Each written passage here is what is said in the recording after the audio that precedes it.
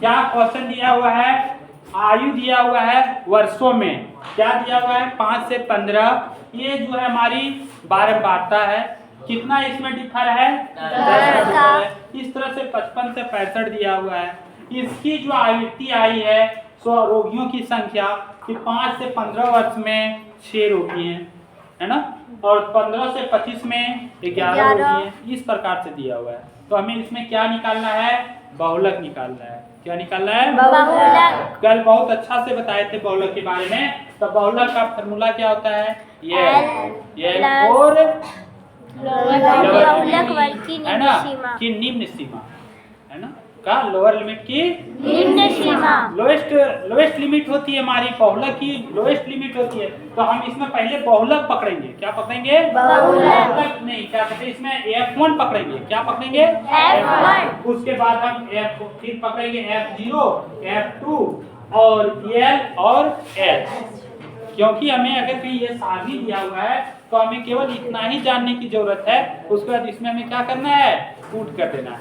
तो देखेंगे इसमें सबसे जो ज्यादा आवृत्ति आया है, सबसे ज्यादा इसमें सबसे ज्यादा आवृत्ति आया है वो तुम्हारा हो जाएगा F1। तो आवृत्ति सबसे ज्यादा किसका है, 23 का। ये तुम्हारा क्या कहलाएगा, F1। अब सीरियल नंबर से चलो, उसके ऊपर वाले को हम क्या कहते हैं, F0। उसके नीचे वाले को हम क्या कहते हैं, F2। अब देखेंगे F1 के सामने हम जाते हैं, जिसकी आवृत्ति ज्यादा है उसकी लोअर लिमिट को हम देखते हैं, है ना। तो उसकी लोअर लिमिट क्या है हमारा 35 और 45 में 35 है। तो यह तुम्हारा कितना हो गया 35। बेटा देखो यही फाइंड कर दिए। अब पूछेंगे सर इसमें H हमारा कुल कितना होगा, तो H कुल कितना होगा। देखो जो है सो ऊपर में लिख लेते हैं। इसको हम ये पहले मैंने किया, उसके बाद हम यहाँ पे सोल्यूशन यहीं पे लिख लेते हैं। कितना नंबर क्वेश्चन है, फर्स्ट नंबर का सोल्यूशन। मान लो यहीं से मैंने क्या कर दिया, आपका सोल्यूशन कर दिया। और आगे बढ़ते हैं। तो L इक्वल टू, पहले L आता है, L इक्वल टू कुल कितना हो गया मेरा 35 हो गया। F1 इक्वल टू कुल कितना हो गया 23। F2 इक्वल टू कुल कितना हो गया 14 हो गया। ऊपर देख लो F2 इक्वल टू, और F1 equal to F0 equal to कुल कितना हो गया 21 हो गया। अब ये सब आ गया।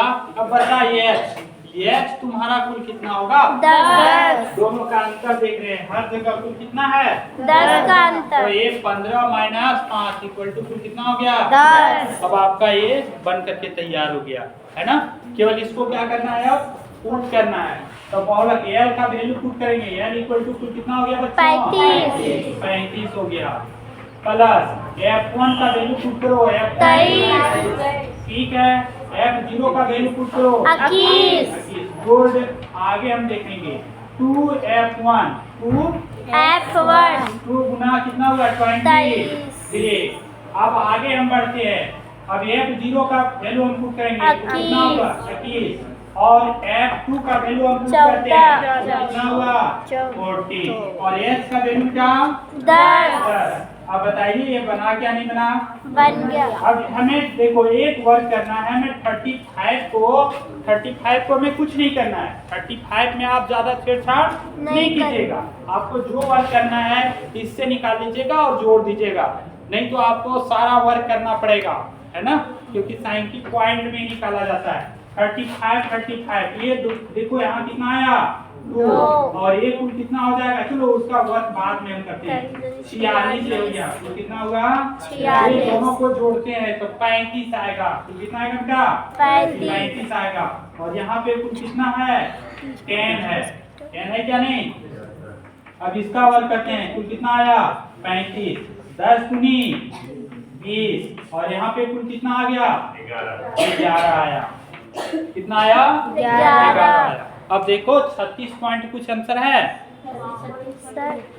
हाँ 36 पॉइंट कुछ आंसर है क्या नहीं।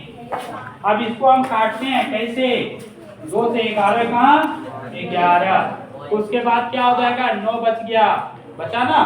ऐसे वर्क देखो अब कैसे काटते हैं तो ज्यादा समझो, यहाँ से समझो इसको समझो। 11 से एग्जाम में गलती नहीं करना, 11 कहाँ 11 बचा कुल कितना, यहाँ हम कहते हैं 9 बचा। कैसे 11 में गया 9 बचा क्या नहीं, तो 11 कहाँ 11 और 9 बचा। एक पॉइंट देंगे यहाँ 0 बैठा दिए, 11 अट्ठे 88। तो 1.2 कितना हो गया 8, ये हो गया 35 प्लस 1.8। ये और आगे बढ़ेगा लेकिन 1.10 का 1 डिजिट या 2 डिजिट में अधिक से अधिक लोग 3 डिजिट में लाते हैं। तो कुल कितना हो गया बेटा 36.8। यही तुम्हारा क्या निकल गया बहुत। अब ये बहुलक हम देखेंगे कि आंसर हम कैसे जानेंगे कि कुछ आंसर हम पता कर लेते हैं कि सटीक आया क्या नहीं। तो ये किसके 35 और 45 के बीच में आ गया, मतलब मैं वहां कुछ कॉन्फिडेंस हो गया कि ये मेरा क्या है सही है और आपका ये सही, यही आंसर होगा। आप देखिए